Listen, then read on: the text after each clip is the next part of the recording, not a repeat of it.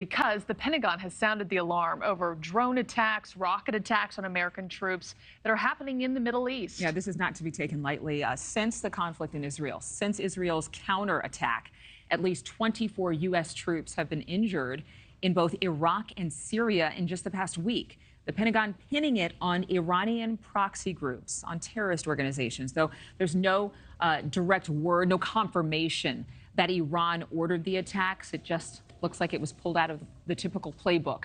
The White House, meanwhile, saying it is preparing to evacuate Americans from the Middle East if the Israel-Hamas war does become a broader regional conflict. President Biden and Saudi Crown Prince Mohammed bin Salman speaking Tuesday on ways to prevent Hezbollah and Iran from actually getting more involved in this war. And then Pope Francis renewing his call for the release of hostages and pleading for more aid to make its way into the Gaza Strip. The Pope making these remarks while meeting with delegation members of the U.S.'s Holocaust Memorial Museum. He is set to lead a special peace prayer come Friday. Now, those calls for peace they're needed right now. Robert Sherman is live on the ground in Tel Aviv with the very latest. Robert, what are you seeing? What are you hearing?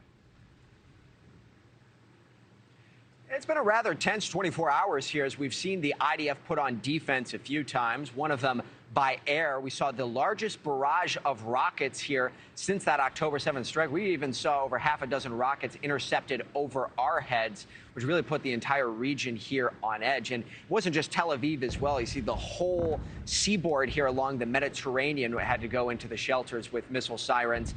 Airstrikes, those are more common. Rocket attacks, attacked by air, that's unfortunately a sense of normalcy here.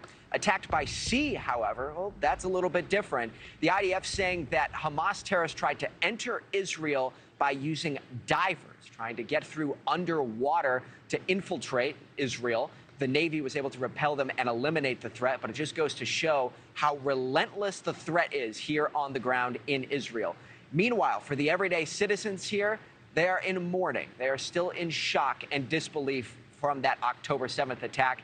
Today in Tel Aviv, you might see this if you take a walk around. Teddy bears here in the city, each one of them blindfolded, each one of them with a photo of a child, each one of them representing a child who's been taken hostage by Hamas and is still not home.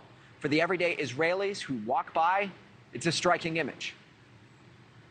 It's just unbelievable. There's like no words, because even with the blood on it, you can see in the blindfolds. I mean, it just raises. It's very symbolic for me of the capture and the captivity of innocent children, and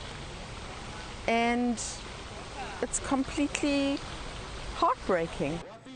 A lot of attention obviously being placed on the Gaza Strip, but shifting our focus over to the West Bank, demonstrations breaking out there today in support of the people of Palestine and the people in the Gaza Strip. Just goes to underscore the tension that we are seeing on the ground here, Markie, which has not been going away. Markie? Yeah, it's hard to see those bears and then to realize that each of those bears is an actual life somewhere in the Gaza Strip that's waiting to be saved. Robert Sherman, thanks so much.